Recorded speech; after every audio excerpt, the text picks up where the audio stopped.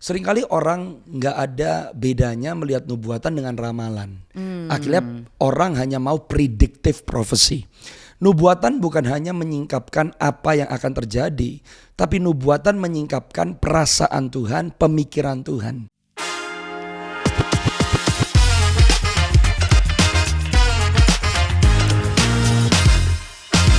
Oke, Pastor Michael Wijaya, welcome to Bethel Podcast. Thank you, Dan Pastor Jessica. Happy banget bisa ada di tempat ini ya. It's an honor to be here. Ya, saya pertama kali lihat Pastor Michael itu di sosial media loh sebetulnya. Oke.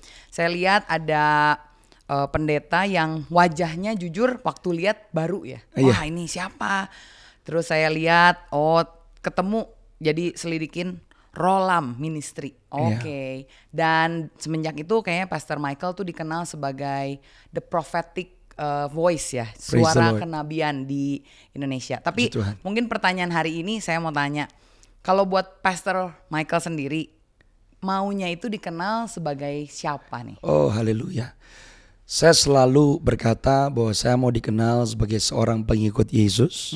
Dan di dalam pelayanan yang Tuhan percayakan, saya mau dikenal sebagai seseorang yang memberitakan kebenaran firman. Karena seringkali kalau orang mendengar kata profetik, yang seringkali dominan adalah karunia-Nya. Ya. Sedangkan semua karunia, setiap jawatan yang Tuhan berikan untuk tubuhnya harus mengarah kepada pribadi Yesus Kristus. Jadi tidak mau dikenal sebagai pendeta yang bisa bernubuat aja gitu ya? No, karena kalau sampai akhirnya yang dominan adalah lebih kenubuatannya, tapi tidak mengarahkan kepada Kristus, menurut saya itu sudah meleset dari sasaran dan tidak mencapai seperti yang Efesus pasal yang keempat ayat yang ke-11 dan selanjutnya berkata bahwa setiap jawatan, setiap karunia yang Tuhan berikan adalah untuk membawa tubuh Kristus mencapai kedewasaan dan kepenuhannya di dalam Kristus Yesus. Oke. Tapi memang kalau bicara soal pelayanan profetik kan hampir tidak bisa dilepaskan dengan dari nubuatan ya. Yes. Betul begitu. Karena pelayanan profetik itu berbicara, kalau saya selalu melihatnya seperti ini. Pelayanan profetik itu menggunakan panca indera mata, panca indera telinga, panca indera mulut dan juga senses ya, untuk menyatakan kepada tubuh Kristus apa yang Tuhan katakan, apa yang Tuhan sedang perlihatkan. Tapi menurut saya kenapa pelayanan profetik itu sangat esensial? Sebab Alkitab adalah satu-satunya kitab suci dan buku yang bukan hanya berbicara tentang apa yang sudah terjadi, tapi apa yang akan terjadi. Sedangkan Tuhan sendiri berkata lewat Rasul Paulus di 1 Korintus 13 ayat yang ke-13, yang tinggal adalah ketiga hal ini, iman, pengharapan dan kasih. Yang terbesar diantaranya ialah kasih. Saya mengucap syukur bahwa ada klausa yang Paulus katakan bahwa yang paling utama adalah untuk belajar mengasihi seperti Kristus mengasihi. Kita memulai dengan iman, tapi ada satu yang di tengah-tengah yang namanya pengharapan. Dan prophecy, prophetic, nubuatan atau dinamika nubuat memberikan pengharapan kepada dunia. Menunjukkan bahwa apa yang sedang dialami, apa yang sedang dirasakan, apa yang sedang dilihat, that's not the final thing. Itu bukan sesuatu akhir. Di tengah-tengah masalah ada pengharapan Tuhan sanggup menolong. Di tengah-tengah kegelapan, di tengah-tengah jalan buntu, ada pengharapan bahwa Tuhan bisa membuat jalan di mana sebetulnya tidak ada jalan. Kenapa pelayanan profetik esensi? Saya percaya pelayanan profetik memberikan pengharapan kepada dunia yang Alkitab sendiri katakan sedang menuju kepada kehancurannya. Saya akan coba bahas lebih ke sana lagi ya. Tapi karena memang kita ini sedang ada di tengah-tengah situasi di mana perang sedang terjadi dan memang nubuatan itu kan ada ya di dalam Alkitab. Kan. Nah, dari pastor sendiri kalau ngelihat gereja Tuhan, kalau saya perhatikan ya, hanya dalam tanda kutip ingat akan nubuatan itu karena kita diingatkan lagi begitu perang kembali lagi ke nubuatan, begitu perang. Sebetulnya untuk gereja sendiri tuh sepenting apa, dan kalau tadi bicara soal kedewasaan gereja dari nubuatan, seharusnya seperti mungkin yang mendengar hari ini ngedengar perang dan lain-lain tuh kita menanggapinya harus seperti apa, Pastor? That's so good. Seringkali orang nggak ada bedanya melihat nubuatan dengan ramalan. Akhirnya orang hanya mau predictive prophecy. Nubuatan bukan hanya menyingkapkan apa yang akan terjadi, tapi nubuatan menyingkapkan perasaan Tuhan, pemikiran Tuhan. Contoh, Waktu Tuhan memberikan nubuatan kepada Yunus mengenai nasib Niniwe, sebetulnya apa yang disampaikan itu nggak terjadi. Sebab yang dinubuatkan Yunus adalah kehancuran Niniwe. Tapi waktu Yunus sebagai seorang nabi menyampaikan pesan Tuhan, yang ada adalah pertobatan. Nah, orang seringkali hanya penasaran dengan apa yang akan terjadi, tapi orang tidak tertarik untuk mengenal pribadi Tuhan yang selalu memegang kendali di dalam setiap keadaan. Jadi sebetulnya pelayanan profetik seharusnya membuat tubuh Kristus berkata bukan hanya penasaran akan apa yang akan terjadi, tapi bertanya, Tuhan lagi mau melakukan apa? Tuhan mau kami gerejanya meresponinya seperti apa? Yang Tuhan rindukan atas sebuah bangsa, sebuah wilayah, sebuah generasi itu apa?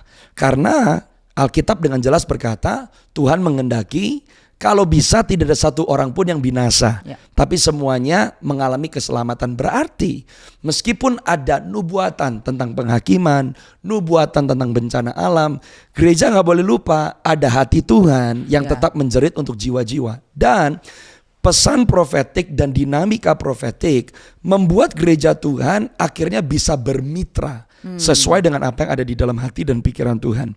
Kalau Pastor Jessica izinkan saya membaca satu ayat, itu di Wahyu pasal yang ke-19, ayat yang ke-9 dan ayat yang ke-10. Menurut saya ini sebuah landasan firman yang sangat penting dimengerti konteksnya mengenai the spirit of prophecy. Dan juga keadaan akhir zaman. Lalu ia berkata kepadaku, tuliskanlah, berbahagialah mereka yang diundang ke perjamuan kawin anak domba. Nah, kalau kita ngomong perjamuan kawin anak domba, berarti ini ngomong tentang hati Tuhan. Dia merindukan gereja yang dewasa, orang-orang yang bukan hanya masuk surga, tapi memerintah bersama dengan dia di sorga. Dilanjutkan, katanya lagi kepadaku, perkataan ini benar, perkataan dari Allah.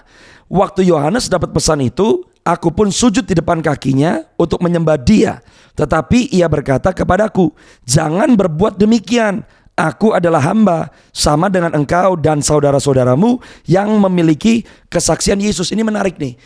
Yohanes dapat satu pesan, dia begitu kagum dengan pesan itu, otomatis yang dia mau lakukan dia menyembah. Tapi yang menyampaikan pesan ini ke Yohanes bisa berkata, don't do that. Jangan sembah aku.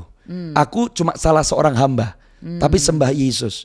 Jadi dengan satu pesan nubuatan yang disampaikan, ada satu pesan yang tersirat.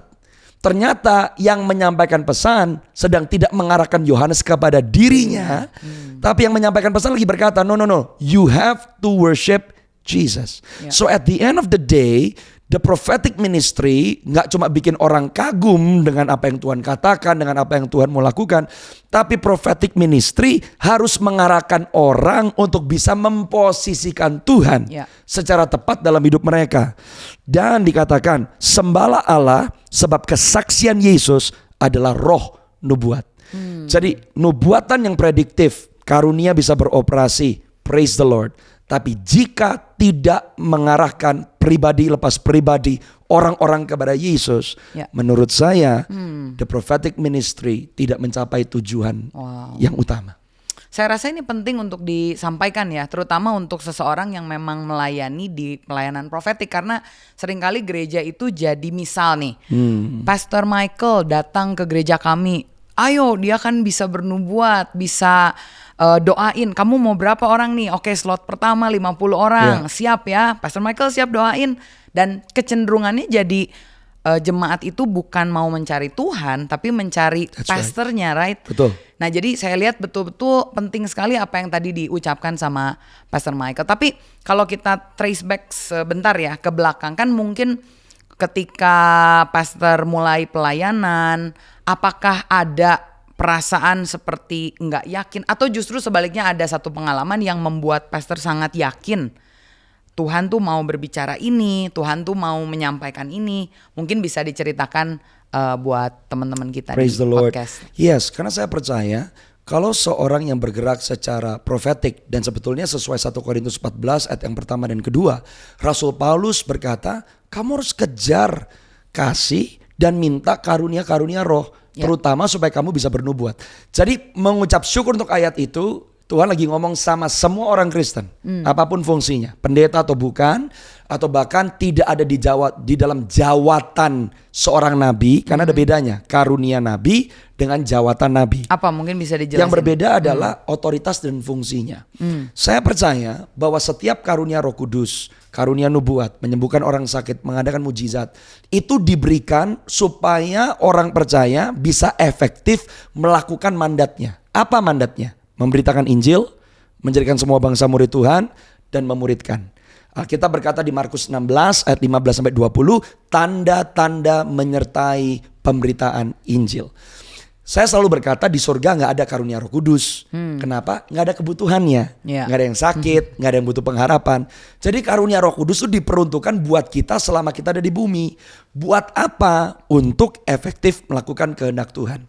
Yang mulai menjadi titik kejatuhan adalah waktu seseorang yang beroperasi di dalam karunia apapun, gak usah profetik, merasa bahwa dia berkenan di hadapan Tuhan karena karunianya. Namanya aja gift. Kalau gift tergantung yang ngasih, bukan tergantung yang dikasih. Kenapa ada orang yang karakternya jeblok total, tapi karunianya tetap jalan?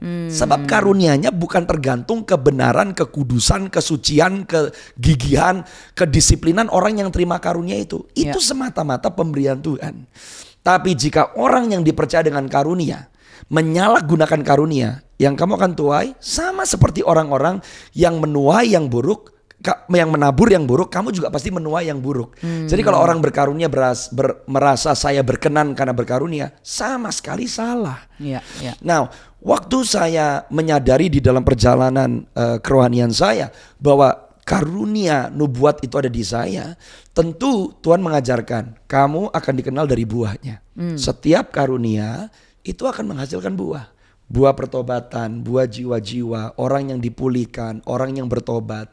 Waktu pertama saya beroperasi dalam karunia nubuatan, saya mulai menyampaikan pesan-pesan. Tapi waktu awal-awal, karena saya juga lagi ada di dalam masa perjalanan pengenalan, dibutuhkan yang namanya wisdom. Oleh sebab itu, pertama-tama tuh saya menyampaikan pesan Tuhan, saya mungkin berkata seperti ini, saya rasa, saya merasa yang saya dapatkan Tuhan sedang berkata. Jadi intinya adalah bukan untuk menunjukkan superioritas kepada seseorang, tapi supaya orang itu bisa mendapatkan berkat yang Tuhan sedang mau berikan.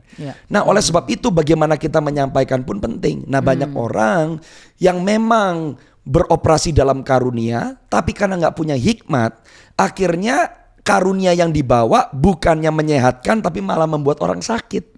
Karena salah menyampaikan, waktu menyampaikannya salah. Nah, kedewasaan rohani memastikan bukan hanya bahwa karunia Roh Kudus beroperasi, tapi kepanjangan dari karunia itu, dan supaya karunia itu tetap bisa dipertanggungjawabkan sampai garis akhir. Waktu saya makin lama makin mulai melihat ada konfirmasi-konfirmasi, ternyata pesan-pesan yang disampaikan itu betul, akurat, orang-orang mulai menyaksikan, orang-orang hidupnya dipulihkan. Apa yang mulai terbangun di dalam saya? Confidence. Dan confidence itu terbangun karena track record. Karena ada jejak. Ada konfirmasi dari orang-orang, rekan-rekan hamba-hamba Tuhan, pemimpin-pemimpin di dalam tubuh Kristus, yang akhirnya membawa saya semakin belajar untuk mengelola karunia yang Tuhan percayakan. Sampai ada satu masa dalam hidup saya, Tuhan mulai membawa saya di dalam intensitas yang lebih. Dan di situ saya mulai rasakan Tuhan mulai mempercayakan jawatan nabi. Jawatan itu saya mulai terima ada di dalam hidup saya karena ada orang-orang yang jauh lebih senior yang memang sudah diakui oleh tubuh Kristus. Ada di dalam jawatan kenabian yang mengafirmasi dan mengkonfirmasi. Dan itu saya gak bisa lupa, di tahun 2020 waktu itu gembala saya mendeklarasikan dan di gereja saya didoakan. Untuk kamu mulai beroperasi dan berfungsi in the office of a prophet. Saya gak mau kemana-mana harus dipanggil Nabi Michael. Gak penting. Apalagi di Indonesia dan kultur timur. Mungkin kok di Afrika, di Amerika lebih biasa. Apakah penting dipanggil? Enggak. Tapi orang dipanggil rasul, penginjil, nabi, guru, dengan dipanggil pastor, Kan gak ada bedanya. Lima-limanya ada di dalam firman. Tapi mungkin orang lebih terbiasa dengan pastor. Karena pastor sudah diasosiasikan lebih ramah, lebih bisa membaur dengan tubuh Kristus. No problem. Tuhan ajarin gak penting labelnya, yang penting fungsinya. Yes, that's right. Gitu. Tapi menarik. Karena tadi Pastor Michael kan bilang gembala saya yang memberkati ya. Dan kalau saya perhatikan nih soal orang yang mungkin merasa ada karunia nabi atau mungkin bukan merasa ya, memang ada karunia nabi, seringkali senang main sendiri nih. Dan mainnya itu jauh ya. Jadi menganggap tidak membutuhkan lagi gereja, tidak menganggap saya nggak perlu digembalakan, nggak perlu otoritas di atas saya. Nah, pandangan Pastor Michael itu sendiri seperti apa? Karena kan mungkin ada kecenderungan merasa, loh Tuhan aja berbicara lewat saya, kenapa saya harus submit di otoritas yang mungkin gembalanya juga nggak dengar Tuhan seperti saya dengar Tuhan gitu. That's such a good question, karena orang seringkali mengidentikan karunia dengan pertumbuhan rohani. Sebetulnya nggak ada urusannya. Karunia untuk melayani, tapi kesehatan jiwa, kesehatan roh, pertumbuhan mengiring Yesus, ada penundukan diri, ada ketaatan, ada kerendahan hati, ada pemuritan, ada penggembalaan. Itu semua tetap SOP semua orang percaya, apapun karunianya, apapun fungsinya, sesuai dengan model yang Tuhan Yesus contohkan dengan dia bersama dengan murid-muridnya. Jadi sebetulnya kenapa Tuhan kasih 5 jawatan? Karena gak ada satu yang do it all by yourself gitu. Gak bisa. Karena semua sistem kerajaan sorga selalu beroperasi dengan sistem yang namanya unity, kesatuan, kekeluargaan. Kejadian 1 ayat 26, waktu Tuhan menciptakan manusia sendiri, dia berkata, baiklah kita, Bapa, Anak, Roh Kudus. Jadi itu sudah norma kerajaan sorga. Banyak orang yang beroperasi secara profetik. Kalau orang yang beroperasi di dalam karunia roh atau merasa dia lebih baik dari orang lain hanya karena dia mendapat penglihatan, dapat mimpi, bisa bernubuat, itu sudah menunjukkan bahwa orang itu tidak memiliki karakter Kristus. Bukan berarti karunianya bukan datang dari Tuhan atau karunianya tidak valid, tapi karunia dan karisma atau karunia dengan karakter tidak bisa dipisahkan. Jadi sebetulnya bukan karunia versus karakter, harusnya karunia dan karakter. Makanya saya selalu berkata, waktu murid-murid pertama dihembusi Roh Kudus itu kan di Yohanes 20. Waktu Tuhan muncul di tengah-tengah mereka. Saya selalu berkata, Roh Kudus yang ada di dalam kita mengajari kita, memampukan kita mengiringi Yesus. Roh Kudus yang turun ke atas kita, seperti yang dialami murid-murid di Kisah Rasul pasal 2, memampukan mereka untuk melayani seperti Yesus. Harus punya dua-duanya. Roh Kudus yang ada di dalam kita, yang mengiring kita menjadi seperti Kristus, dan Roh Kudus yang ada di atas kita, yang mengurapi kita, mengaruniakan kepada kita karunia-karunia rohnya untuk kita bisa melakukan pekerjaan Kristus. Harus punya dua-duanya. Jadi harus setiap orang itu bukan karena punya karunia jadi karakternya tidak diperhitungkan ya. Berarti Pastor Michael sendiri bergereja ya setiap minggu dengan keluarga, bukan main sendiri dan main jauh seperti itu ya. Kalau saya pribadi, karena memang pelayanan saya adalah seorang pengkhotbah yang bermitra dengan tubuh Kristus, dan saya memang keliling, istri anak-anak saya punya gereja lokal di Jakarta. Dan gembala gereja lokal tersebut adalah figur sosok rohani yang saya buka hati saya untuk beliau boleh memberikan wisdom kepada saya, menegur saya, mengingatkan saya. Dan saya pun masih punya bapak rohani, pemimpin saya yang ada di Amerika Serikat. Dan saya ada di Indonesia sendiri pun, karena saya juga melayani di gereja-gereja yang berbeda-beda. Setiap kali saya datang melayani di gereja-gereja yang berbeda-beda, saya menghormati dan tunduk kepada pastor-pastor, gembala-gembala di gereja tersebut. Karena saya sedang bertamu di rumah orang supaya memberkati tubuh Kristus, tapi tetap rumah itu punya tuan rumahnya. Dan saya gak bisa asal masuk dan melabrak rumah orang. Itu sudah melanggar protokoler kerajaan sorga. Makanya saya sangat percaya bahwa yang juga melindungi orang-orang yang memang punya karunia atau ada di dalam jawatan kenabian, penting sekali memiliki komunitas. Dan itu kita bisa lihat di kitab Kisah Para Rasul. Barnabas yang adalah seorang nabi, waktu dia gak bisa nembus satu tempat, dia perlu Paulus yang waktu itu adalah seorang guru. Dan akhirnya waktu Paulus bergerak di dalam dimensi kerasulan, Paulus yang sekarang suka disebut, kalau dulu Barnabas dan Paulus, ada satu ketika berubah tuh. Jadi Paulus dan Barnabas. Intinya adalah selalu ada tim ministry. Wow, jadi mungkin secara sederhana ya, karena tadi Pastor sampaikan pertama kali bergerak dalam karunia ini, berarti kan ada proses. Ada proses. Kalau boleh tahu semenjak kenal Tuhan dan akhirnya realize, menyadari ada karunia ini, kira-kira berapa tahun Pastor? Waktu saya lahir baru, saya umur 12 tahun. Pelayanan bersama umur 13 tahun, saya adalah seorang pendoa. 13 tahun. Karena saya mulai dapat pesan-pesan yang diafirmasi, dikonfirmasi. Akhirnya waktu itu ibu gembala saya dan kepala doa di gereja saya bilang, kamu masuk ke tim doa meskipun saya 13 tahun. Wow. Nah, saya digembalakan di gereja lokal pertama saya 14 tahun. Waktu saya pindah ke North Carolina untuk merintis sebuah gereja baru dengan bapak rohani saya, itu saya di sana 4 tahun. Nah, waktu kurang lebih di tahun yang ke-13 atau ke-14, waktu saya masih di gereja lokal saya yang pertama di Los Angeles, panggilan Tuhan, karunia profetik dan jawatan kenabian dalam hidup saya mulai di-recognize. Dan itu diafirmasi oleh bapak rohani saya waktu saya pindah pun. Dan akhirnya waktu saya pergi pulang kembali ke Indonesia, seperti yang tadi Pastor Jessica katakan, banyak orang yang mengenali karunia itu beroperasi di dalam saya. Kesaksian orang, buahnya mulai terlihat, dan orang-orang mulai mengenal saya sebagai seorang yang bergerak di dalam dinamika profetik. Jadi saya nggak perlu promosi, dan saya nggak pernah promosi. Tapi waktu saya mulai berjalan bersama dengan Tuhan, ada waktu di mana recognition itu mulai ada. Dan satu sisi saya juga nggak mau shy away. Dalam arti nggak usah lah, nggak usah no. Karena saya diingatkan oleh Tuhan, jawatan Tuhan yang beri. Dan di dalam setiap pelayanan pun ada orang yang setuju, nggak setuju, orang yang mencibir, itu biasa. Sama seperti Yesus. Waktu dia juga melayani, dia berkata, aku adalah anak Allah. Itu lebih ekstrim lagi tuh. Zaman itu buat orang-orang Yahudi, siapa lu umur 33 tahun mempora-porandakan iman kepercayaan orang Yahudi ribuan tahun. Makanya dia disalib. Tapi Yesus mengajarkan, kamu ikut seperti aku. Paulus pun yang tadi bunuh-bunuh orang Kristen, di setiap surat-suratnya dia berani berkata, aku Rasul Yesus Kristus. Kadang saya baca ya, ini orang kayak gak tahu malu ya. Udah kontroversial, dulu bunuh-bunuh orang Kristen, tapi dia tetap menulis, aku Rasul Yesus Kristus. Itu bukan sombong menurut saya.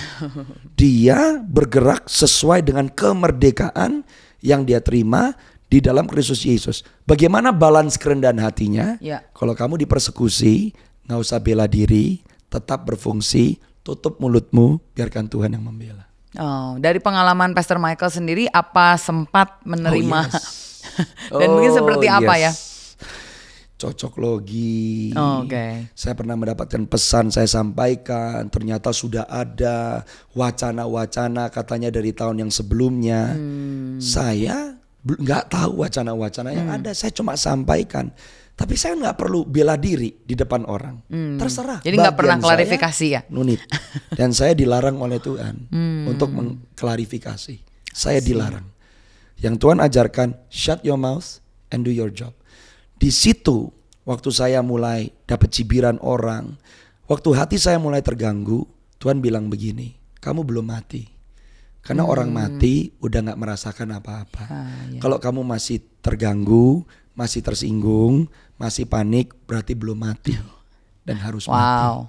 Luar biasa. Dan setiap kita, gak usah pelayanan profetik Pastor, pelayanan kesembuhan, pelayanan, kalau menurut 1 Korintus pasal yang ke-12, bukan hanya berbahasa roh, menafsirkan bahasa roh. Waktu karunia-karunia itu pun beroperasi, pasti ada persekusinya. Karena kenapa? Sebetulnya persekusinya datang bukan karena karunianya. Persekusinya adalah karena Kristus Yesus yang kita ikuti, yang kita kasih, dia ditolak oleh dunia ini. Jadi yes mengalami dan terus mengalami, tapi saya sedang terus belajar dan minta pertolongan Tuhan supaya apapun resikonya tidak berhenti di tengah jalan, tapi sampai garis akhir. Amin. Kalau tadi bicara soal Yunus ya, itu menarik karena mungkin dari pandangan orang-orang, karena apa yang dia sampaikan kan tidak terjadi. Betul. Jadi seakan-akan ini kan false prophet ya, Betul. nabi yang salah gitu. Tapi karena kita tahu ada di Alkitab dan memang jelas-jelas Tuhan yang bicara, kita tahu apa yang disampaikan oleh Yunus itu valid ya. Betul. Tapi dalam pengalaman Pastor Michael sendiri nih, bagaimana bisa membedakan, karena toh dari seperti Yunus ini kan tidak bisa dilihat mana yang benar atau subjektif atau objektif. Nah, bagaimana mungkin filter ya, distill mana suara Tuhan, mana yang memang impresi subjektif, karena kan tadi bilang manusianya masih hidup walaupun kita coba matikan. Gimana cara ngebedain itu suara Roh Kudus atau suara diri kita sendiri? Yang pertama, orang juga harus sadar tidak semua nubuatan absolut. Ada nubuatan yang kondisional. Ya. Contoh, waktu Tuhan memilih Raja Saul, waktu Samuel mengurapi Raja Saul, pesannya jelas bahwa Tuhan gak pura-pura gitu. Kayak iming-iming, dia palsuin ya, dia hibur Saul, padahal dalam hatinya nanti juga ada Daud kok. Sengaja lah gua jatuhin nanti, gak gitu. Makanya waktu Saul gagal dengan dia mempersembahkan korban yang seharusnya Samuel persembahkan, Samuel bilang, bodoh kamu. Hendaknya Tuhan mengokohkan kerajaanmu seumur hidup. Jadi saya tuh kagum, Tuhan waktu milih Saul, meskipun Saul adalah jeritan rakyat dan bukan pilihan kehendak Tuhan yang sempurna, Tuhan gak kasih abal-abal ke Saul gitu. Dia tetap memberikan kesempatan untuk Saul bisa memiliki kerajaan yang dikokohkan selama-lamanya. Tapi keputusan Saul membuat kerajaan itu diambil daripadanya. Jadi orang harus tahu juga bahwa ada kehendak Tuhan yang absolut, ada kehendak Tuhan yang kondisional. Kenapa kondisional? Sebab saya melihat hati Tuhan. Dia menyampaikan sesuatu, tapi waktu orang bertobat, Tuhan selalu luluh dengan orang yang bertobat. Saya percaya Tuhan gak main-main waktu dia kirim Yunus. Memang karena dosa Niniwe seharusnya dihabisi. Tapi karena tiba-tiba dari raja sampai orang yang paling kecil mengoyakkan pakaian dan bertobat. Oh, belas kasihan Tuhan. Bahkan ada ayatnya kan, mercy triumphs over judgment. Belas kasihan Tuhan mengalahkan penghakiman dan penghukumannya gitu. Jadi orang harus sadar dulu bahwa tidak semua nubuatan itu absolut. Ada nubuatan-nubuatan yang adalah invitasi dari Tuhan.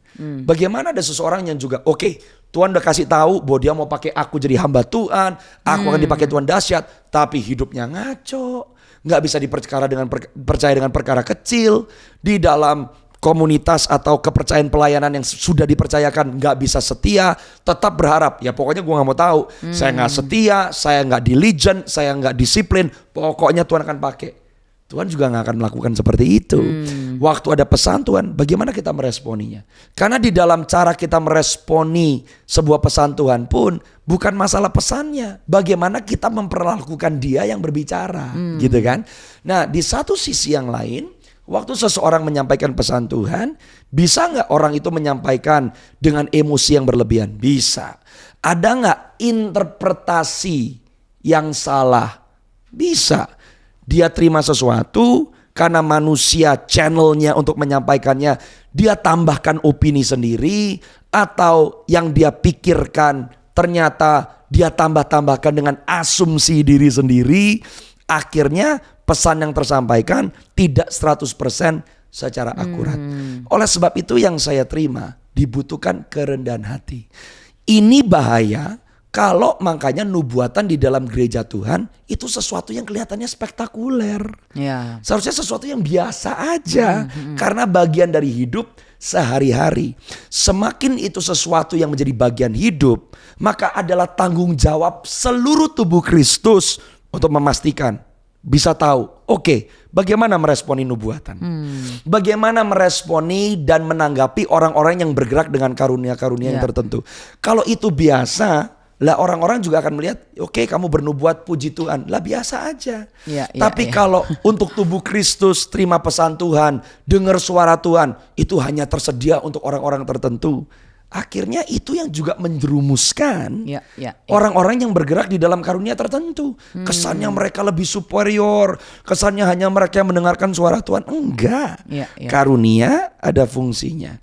Tapi kemampuan mendengar suara Tuhan, semua anak Tuhan harus bisa mendengar suara Tuhan. Contoh, Matius 24 berkata, di akhir zaman banyak orang berkata, Mesias di situ, Mesias di sana. Saya suka berpikir, Gimana orang bisa tahu? No, Mesias nggak ada di situ. Saya tiba-tiba Roh Kudus bilang begini, kalau kamu tahu siapa Yesus yang tinggal di dalam kamu, the moment orang bilang Mesias di situ, Mesias di sana, setiap orang percaya akan berkata, no, karena yang lu ngomongin beda. Lu kok kamu tahu? Ya karena Mesias di dalam saya. Saya punya hubungan intim dengan Mesias. Saya bisa dengar suara gembala saya. Makanya setiap orang Kristen yang didewasakan oleh semua karunia yang ada, supaya orang Kristen gak hanya bergantung kepada manusia, tapi orang Kristen menghidupi identitasnya. Kedewasaan tubuh Kristus juga melindungi hamba-hamba Tuhan. Kalau enggak, hamba-hamba Tuhan atau pendeta-pendeta atau pelayan-pelayan Tuhan dengan karunia-karunia tertentu dilihat seperti Superman. Padahal dia bukan Superman, sama-sama hamba, cuma fungsinya beda. Mantap. Jadi betul-betul kalau 5 jawatan ini bekerja, kesini bagus, kesini juga bagus ya. Yang menubuatkan itu tunduk pada otoritas, rendah hati, dan yang menerima nubuatan juga menguji, tidak mengkultus individukan ya. Betul. Seperti itu. Dan nabi-nabi juga belajar dari guru-guru, guru-guru yang menjelaskan kebenaran firman, gembala-gembala yang juga membalance. Seringkali mungkin pesan nubuatan ada teguran. Tapi gembala itu juga menyampaikan aspek hati Tuhan yang satunya. Tuhan yang sama menegur, Tuhan yang sama mengayomi. Nabi bisa menegur, gembala mengayomi. Dan ini kan butuh dua-duanya. Intinya 5-5-nya menampilkan, memancarkan, memanifestasikan Yesus yang sama. Lah kalau sampai masing-masing jawatan memanifestasikan Yesus yang berbeda, bahaya pastor. Di situ gereja akan bingung. Padahal itu Yesus yang sama. Saya melihat tensi nih ya. Kadang-kadang misalkan karena kalau saya kan lebih di penggembalaan gitu ya. Jadi saya tahu kadang-kadang ada gembala-gembala yang ekstra hati-hati terhadap suara kenabian. Which is sebetulnya it's okay untuk berhati-hati. Tapi kadang-kadang suka kebablasan. Menutup diri, terutama kalau kita dengar akhir-akhir ini ada orang-orang yang memang bergerak di karunia profetik dan mereka sebutnya fall from grace. Jadi betul-betul di dalam ruang tersembunyi melakukan sesuatu yang memang sinful. Nah, sebagai gereja yang dewasa, sebagai pelayan Tuhan yang dewasa, bagaimana kita menanggapi kenyataan pahit? Karena it's true, ada korbannya, mereka memang melakukan itu. Tapi kemudian apakah benar gereja langsung bilang, oh tuh kan kalau gerakan karismatik itu kan dianggapnya sesat. Bagaimana menanggapi pandangan yang seperti itu? Makanya gereja gak boleh lupa yang terbesar di antaranya ialah kasih. Gereja yang semakin dewasa mengasihi. Standar kasih Tuhan Yesus buat kita mengasihi musuh kita. Siapa musuh kita? Yang benci orang Kristen, pengen bunuh orang Kristen, pengen pancung kepala orang Kristen. Hamba Tuhan yang jatuh, apakah musuh? Bukan. Manusia yang berdosa ditebus dengan darah yang sama, dikasih karunia, tapi tetap manusia yang tidak berubah menjadi orang yang tidak bisa berdosa. Tuhan menyingkapkan tubuh Kristus yang memeluk untuk menyembuhkan. Pertama adalah untuk jiwa orang tersebut. Ada konsekuensi nggak, Pastor? Tentu ada konsekuensi. Dan di situ ada hikmat yang diperlukan. Kapan merestorasi seseorang? Pelayanan apa yang akhirnya sudah disqualified? Dan dengan sendirinya, orang yang pernah bergerak di dalam sebuah pelayanan dengan kapasitas tertentu, waktu orang itu melakukan sesuatu yang akhirnya mencoreng nama baiknya sendiri, mau dipungkiri atau tidak, pasti akan ada orang-orang yang sudah tidak percaya lagi, atau intensitas dan dampak yang dibuat sudah tidak seperti yang sebelumnya. Itu namanya konsekuensi. Ada orang-orang yang waktu dampaknya sudah tidak seperti dahulu, dia tetap bisa melayani, tapi dampaknya tidak bisa kembali seperti yang dulu. Kalau orang benar-benar bertobat, dia akan tetap melayani meskipun tidak seperti dulu. Karena yang dikejar adalah melayani Tuhannya, bukan supaya dikenal seperti dulunya. Dan adalah tanggung jawab gereja Tuhan untuk tetap mengasihi. Tetap harus ada disiplin nggak? Lah tetap harus ada. Makanya di situ fungsi jawatan-jawatan yang lainnya. Contoh, memang di dalam karunia-karunia seperti rasul, nabi, Apalagi gembala. Gembala kita udah ngomong ada gembala gereja besar. Kalau gereja jemaatnya udah ribuan, ya pasti itu akan menarik perhatian orang. Ada gak gembala gereja jemaat 20 yang jatuh dengan masalah sama yang dialami sama seorang gembala gereja 4.000 jemaat? Ada. Tapi yang disorot media pasti yang 4.000 jemaat. Yang 20 jemaat even orang gak tahu itu gerejanya ada di mana. Iya kan? Betul. Jadi memang dengan setiap kapasitas ada konsekuensi, ada juga hal-hal yang menyertai yang tidak bisa dihindari. Nah, jadi seringkali kalau kita melihat high profile memang bicara tentang dampak kan, dampaknya lebih luas. Kalau kita lihat dari sisi baiknya, dampak lebih luas, dampak lebih besar, memang efektivitasnya ya lebih. Tapi apakah orang itu berarti lebih berkenan dari yang dampaknya 20 orang 10 orang? Enggak. Penilaian Tuhan tetap kesetiaan masing-masing. Tapi kita tetap harus celebrate. Ada dampak memang orang yang memang lebih dikenal, orang yang jemaatnya lebih banyak, dampaknya lebih luas. Nah, tendensi manusia ngelihat yang dampaknya lebih besar, nyibir. Padahal dasarnya apa? Iri. Jadi ada orang yang gak usah besar lah, kecil aja. Iya gak bisa juga. Mending saya kecil sombong lagi. Lu kecil sombong lagi. Ternyata besar bisa sombong, kecil juga bisa sombong. Absolutely, Pastor. Yesus pelayanannya besar. Lah karena pelayanannya makin besar, menyorot perhatian orang Farisi, para imam, sampai dia mau dibunuh. Coba kalau pelayanan Yesus cuma di Galilea, gak ada yang tahu. Aman, tentram, sentosa. Tapi namanya pelayanan makin besar. Yesus pun mengajarkan bagaimana cara menghandle pelayanan besar. Waktu dia harus walk away, dia walk away. Waktu dia ditinggal sama orang, dia tetap setia. Waktu dia dicemooh sama orang, dia tetap setia.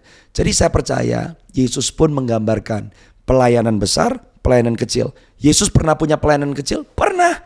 Waktu dia pertama memulai dari Nazaret, mana yang kenal dia? Jadi Tuhan gak anti pelayanan besar.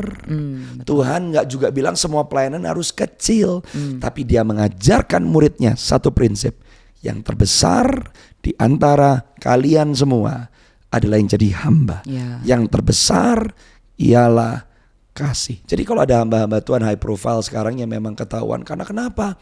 Emang karunianya menarik perhatian. Waktu mereka jatuh, sadari yang jatuh manusia. Tapi Yesus yang memanggil mereka masih duduk di atas tahta. Yesus yang menyertai kita masih tetap menyertai kita. Kita bisa kecewa, namanya manusia bisa. Kecewa dengan manusia biasa. Tapi kalau Tuhan yang dapat imbasnya, kebenaran Tuhan dapat imbasnya, karunia-karunia Roh Kudus dapat imbasnya, nggak ada urusannya.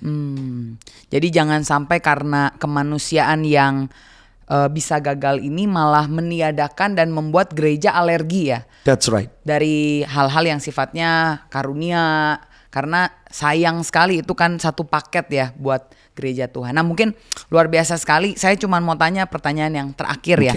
Buat kita memulai dengan tujuan dari prophetic ministry itu untuk mendewasakan gereja. Jadi sekarang ketika gereja mau dewasa berarti kan harus dimulai dari kita secara pribadi yang mengerti. Mungkin kita perlu melihat nih kalau ada satu pelayanan profetik dan kita tadi sudah sebutkan juga ada red flag ya yang kita harus hati-hati. Bagaimana kemudian kita memastikan ya, oh ini pelayanannya kita bisa terima dengan hati-hati, atau jangan-jangan ada nabi palsu yang bilang Mesias di sana, Mesias di sini. Sebagai gereja yang dewasa, menurut Pastor Michael, untuk tutup segmen kita ini ya, apa yang perlu kita lakukan, perlu kita aware untuk menanggapi hal ini sehingga bukan karunianya yang dihilangkan. Betul. Gitu. Ada dua yang saya bisa sampaikan. Pastor, yang nomor satu, penyesatan tidak terjadi karena informasi yang diterima. Penyesatan terjadi karena keputusan kita. Jadi orang suka takut disesatkan. Penyesatan gak datang karena apa yang kita dengar. Kamu dengar sesuatu, kalau kamu gak percaya dengan apa yang kamu dengar, kamu gak bisa disesatkan. Saya suka kasih contoh. Misal pertama kali hari ini saya ke Mekarwangi, misalnya saya ketemu sama orang A. Dia bilang, Pastor kalau mau ke Mekarwangi pakai tol ini, belok kiri, belok kanan. Ada orang yang kedua ngomong, Pastor ke Mekarwangi tolnya yang satunya, belok kiri terus belok kiri lagi. Salah satu ada yang salah. Kalau saya tetap berdiri di tempat, saya tidak disesatkan. Waktu saya mengikuti arahan yang salah Di situ baru saya disesatkan. Orang Kristen yang menghidupi kekristenannya dengan sungguh-sungguh tidak mungkin bisa disesatkan. Karena kamu sendiri bertanggung jawab untuk kerohanianmu.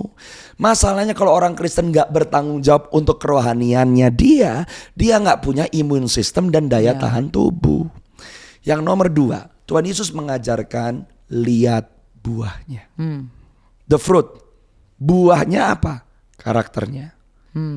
Rekam jejaknya.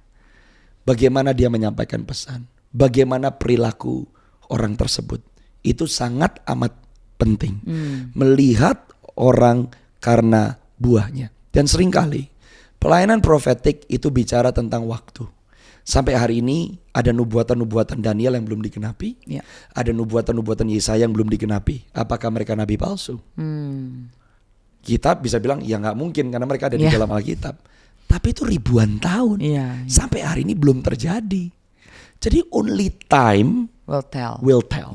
Makanya saya percaya every ministry manifest Jesus. Kita mungkin waktu dengar orang ngomong, kok yang dikatakan seperti itu ya? Saya belum pernah dengar. Only time will tell. Tapi lihat hidupnya. Goal kita adalah menjadi segambar serupa dengan Kristus. Dan semakin kita mengenali Kristus, maka saudara dan saya gak perlu takut untuk disesatkan. Makanya setiap orang percaya perlu untuk bertanggung jawab. Mungkin yang terakhir yang saya mau sampaikan. Kalau kita ngelihat politikus pun, banyak gak politician yang menyalahgunakan, menyelewengkan karunia? Ya ada dong. Masa kita bilang, ya udahlah nggak usah ada pemerintahan. That's right. Right? Kita seringkali lupa. Kita masih berurusan dengan manusia. Manusia yang bisa gagal, manusia yang salah. Tapi Yesus Kristus nggak pernah bisa gagal. Oleh sebab itu pusat perhatian setiap orang percaya harus Yesus Kristus. Asal dia menjadi yang pertama dan yang utama. Asal dia menjadi acuan, menjadi goal hidup kita. Saudara dan saya gak perlu takut. 1.000 boleh rebah di sebelah kiri, 10.000 di sebelah kanan. Mungkin ada orang-orang benar yang juga terkecoh, terpleset. Bahkan Alkitab berkata banyak orang akan murtad.